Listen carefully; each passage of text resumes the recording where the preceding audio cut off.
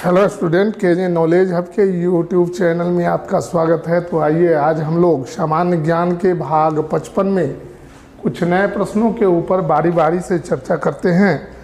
Student, corona की स्थिति बहुत ही भयावह है, इसलिए सरकार के द्वारा जो हिदायत दी जा रही है उसका पालन करने का प्रयास किया जाए। ज़रूरत के हिसाब से ही घर से बाहर निकला जाए और मास्क का प्रयोग जरूर किया जाए। 2 गज दूरी बना करके रखा जाए और भीड़ भाड़ वाले क्षेत्रों से बचकर रहा जाए। तो आइए आज हम लोग सामान्य ज्ञान के भाग 55 में कुछ नए प्रश्नों का बारी बारी से विश्लेषण करते हैं। हमारा पहला प्रश्न है, रेगुलेटिंग एक्ट किस वर्ष पारित हुआ था? 1773 में, 1775 में, 1785 में या 1793 में? तो अंग्रेजों के द्वारा भारत में रेगुलेटिंग एक्ट 1773 में पारित किया गया था। 1773 में रेगुलेटिंग एक्ट जो है पारित हुआ था ईस्वी में। हमारा दूसरा सवाल है, CISF central industrial security force केंद्रीय औद्योगिक सुरक्षा बल की स्थापना कब हुई? 1967 में, 1969 में, 1971 में या 1973 में? तो गृह मंत्रालय के अंतर्गत 1969 में CISF यानी केंद्रीय औद्योगिक सुरक्षा बल की स्थापना की गई थी और इसका मुख्यालय जो है वह नई दिल्ली है। वर्तमान में इसके डायरेक्टर जनरल जो हैं सुबोध कुमार जायसवाल हैं। तो उस समय जिस समय यह स्थापना किया गया था उस समय इसके कुल सदस्यों की संख्या 2800 थी। तो हमारा उत्तर होगा 1969। मुख्यालय कहाँ है? मुख्यालय है नई दिल्ली। किसके अधीन कार्य करता है? गृह मंत्रालय के अधीन। मुख्यालय नई दिल्ली। हमारा अगला सवाल है प्रश्न संख्या 3, और वर्तमान में इसके डीजी कौन है? डीजी हैं सुबोध कुमार जायसवाल। सुबोध कुमार जायसवाल।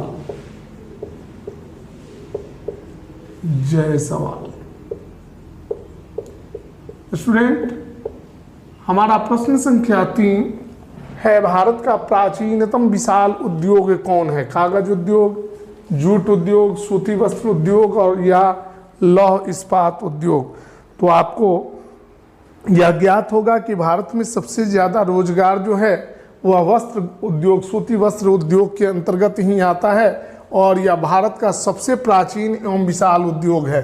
तो हमारा उत्तर होगा सूती वस्त्र उद्योग। सूती वस्त्र उद्योग।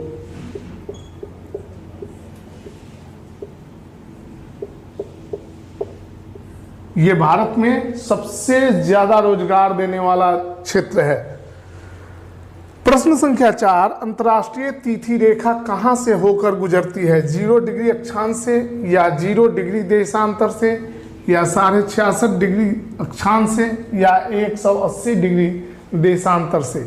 तो 1844 में वाशिंगटन में एक शिखर सम्मेलन आयोजित किया गया था। जिस शिखर सम्मेलन में पृथ्वी के ऊपर एक काल्पनिक रेखा खींची गई थी जिसका नाम दिया गया था अंतर्राष्ट्रीय तिथि रेखा। 1844 में, और ये 180 डिग्री देशांतर को अंतर्राष्ट्रीय तिथि रेखा के रूप में मान्यता प्रदान की गई। यह रेखा जो है कटी फटी है। इसके पीछे यह कारण है कि अगर यह रेखा सीधी होती तो किसी स्थान से जब यह गुजरती सीधी रेखा में तो ये कहीं स्थान में 2 भाग हो जाते और दोनों का समय अलग हो जाता। ऐसे अंतर्राष्ट्रीय तिथि रेखा से पूर्व की ओर बढ़ने पर 1 दिन का समय बढ़ता है और पश्चिम की ओर जाने पर 1 दिन का समय घटता है। इसीलिए इस रेखा के निर्माण के समय इस रेखा को आड़ा तिरछा काट करके निकाला गया है। यह एक काल्पनिक रेखा है। इस तरह की कोई रेखा पृथ्वी पर नहीं है। यह अध्ययन की सुविधा के लिए एक काल्पनिक रेखा को पृथ्वी के 180 डिग्री देशांतर पर खींचा गया, जिसको अंतर्राष्ट्रीय तिथि रेखा के नाम से जाना जाता है। हमारा प्रश्न संख्या 5 है, निम्नलिखित में कौन सा नृत्य का शास्त्रीय रूप है? मणिपुरी, गिद्धा, छऊ या भांगड़ा? तो मणिपुरी जो है यह नृत्य का एक शास्त्रीय रूप है, शास्त्रीय ढंग से किया जाता है। हमारा उत्तर होगा मणिपुरी, मणिपुरी। तो स्टूडेंट अब हम लोग प्रश्न संख्या 6 को देखें। मणिपुरी नृत्य के बाद प्रश्न संख्या 6 है, त्वरण ज्ञात करने के लिए किस सूत्र का प्रयोग किया जाता है? ए नंबर ऑप्शन है ए इक्वल भी प्लस यू बटे 2, बी नंबर ऑप्शन है ए इक्वल भी प्लस यू बटे टी, सी नंबर ऑप्शन है ए इक्वल यू प्लस भी टी, और डी नंबर ऑप्शन है ए इक्वल भी माइनस यू बटे टी। तो हमारा उत्तर होगा ए इक्वल भी माइनस यू अपॉन टी, जहाँ ए जो है त्वरण है, त्वरण बराबर होता है अंतिम वेग घटाव प्रारंभिक वेग बटे उसमें उसे तय करने में लगा समय। यही हमारा उत्तर होगा। हमारा अगला सवाल है, इनमें से किस यौगिक में वैद्युत संयोजक या आयनिक बंधन उपस्थित है या पाया जाता है? Carbon tetrachloride, methane, calcium oxide या जल? तो देखिए, जल, मीथेन और कार्बन टेट्राक्लोराइड इन तीनों में सहसंयोजक बंधन पाया जाता है, जबकि कैल्शियम ऑक्साइड में वैद्युत संयोजक बंधन पाया जाता है CaO। इसमें कैल्शियम अपनी आउटर मोस्ट ऑर्बिट के 2 इलेक्ट्रॉन का त्याग करता है और ऑक्सीजन उन दोनों इलेक्ट्रॉनों को ग्रहण करता है, और इस प्रकार जो है एक कंपाउंड बनता है जिसको कैल्शियम ऑक्साइड के नाम से हम लोग जानते हैं। प्रश्न संख्या 8, पीसी का अर्थ क्या है? निजी कंप्यूटर, व्यक्तिगत कंप्यूटर, व्यवसायिक कंप्यूटर या इनमें से कोई नहीं? पीसी का मतलब होता है पर्सनल कंप्यूटर, पर्सनल का मतलब होता है व्यक्तिगत कंप्यूटर। पीसी का फुल फॉर्म होगा पर्सनल कंप्यूटर, इसको हिंदी में कहेंगे व्यक्तिगत कंप्यूटर, अंग्रेजी में होगा पर्सनल कंप्यूटर।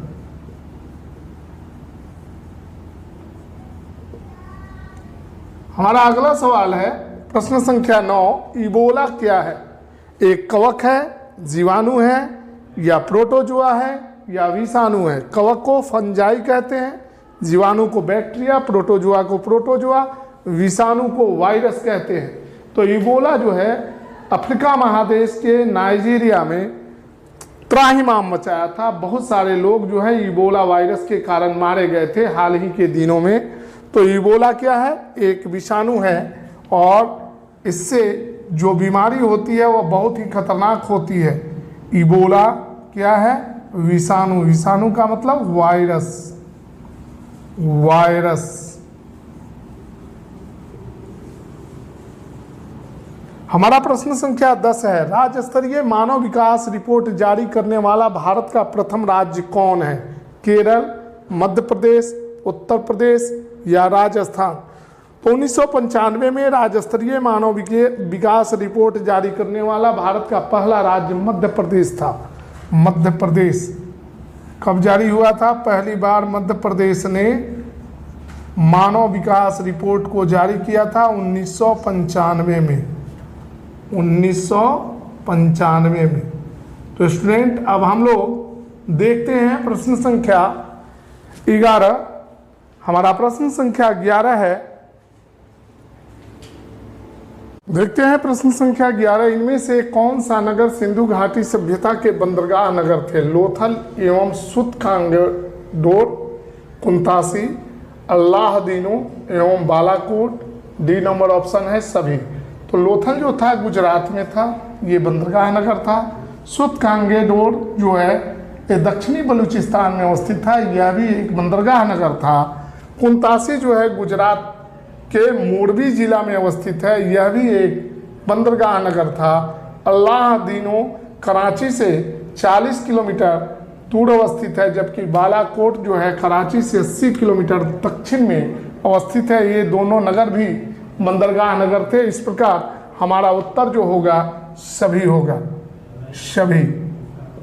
फिर से एक बार समझ ले, ये सभी नगर जो थे बंदरगाह नगर थे। लोथल गुजरात में, कुंतासी गुजरात में, सुतकांगेडे दक्षिणी बलूचिस्तान में, अल्लाहदीनो ये जो है कराची से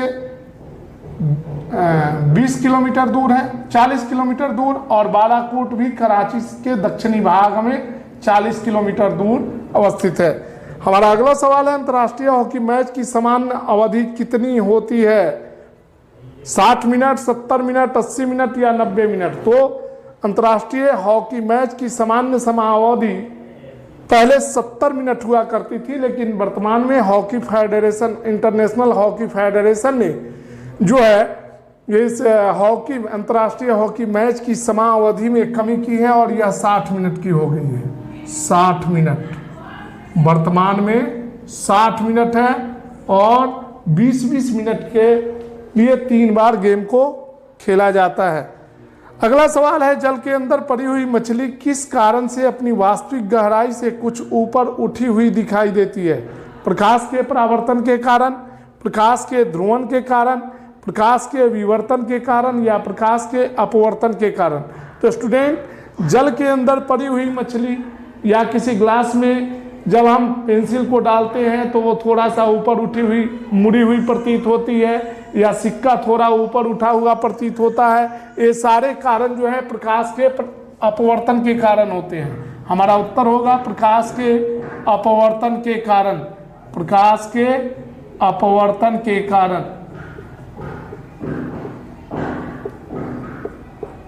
प्रश्न संख्या 14, प्रश्न संख्या 14 जो है यह है, इथिलीन के बहुलीकरण के उपरांत जो प्लास्टिक बनता है उसे क्या कहते हैं? टेफ्लॉन, पॉलीइथिलीन, बेकेलाइट या नायलॉन?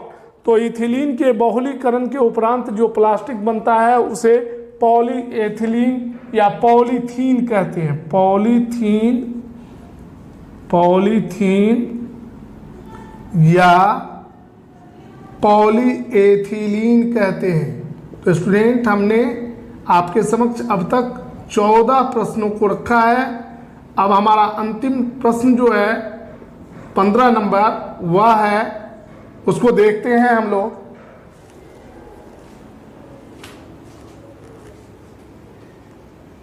प्रश्न संख्या 15, एक मशीन का मूल्य प्रतिवर्ष 20% कम हो जाता है। यदि मशीन 62,500 रुपया में खरीदी गई हो तो तीसरे वर्ष के अंत में मशीन का मूल्य क्या होगा? 25,000 रुपया, 28,000 रुपया, 32,000 रुपया या 35,000 रुपया? तो चूंकि मशीन का प्रारंभिक मूल्य जो है 62,500 रुपया है, 62,500 रुपया, और अवमूल्यन का दर है 20% वार्षिक, और समय दिया गया है 3 वर्ष। तो तीसरे वर्ष के अंत में मशीन का अभिष्ट मूल्य बराबर हो जाएगा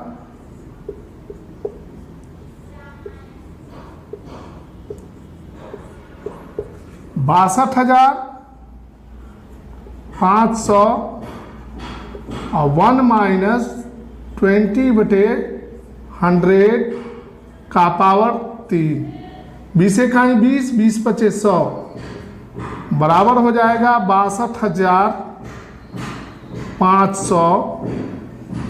5 एकाई 5 में से 1 गया तो 4/5 का क्यूब बराबर हो जाएगा 62,500 गुने 4 चौके 16, 16 चौके 64/50, 25, 25 पचे 125, 125 पचे 625, 500, 500 में 64 से गुना करेंगे बराबर हो जाएगा 32,000। तो हमारा उत्तर होगा 32,000। उत्तर क्या होगा? 32,000। तो स्टूडेंट, आज हमने आपके समक्ष 15 प्रश्नों को, सामान्य ज्ञान के भाग 55 में 15 प्रश्नों को बारी बारी से रखा और उसका विश्लेषण करने का प्रयास किया। अगर आपको हमारा वीडियो अच्छा लगे तो आप इसे लाइक करें, शेयर करें, सब्सक्राइब करें और हमारे अगले वीडियो का इंतजार करें। तब तक के लिए हम आपसे विदा लेते हैं। धन्यवाद।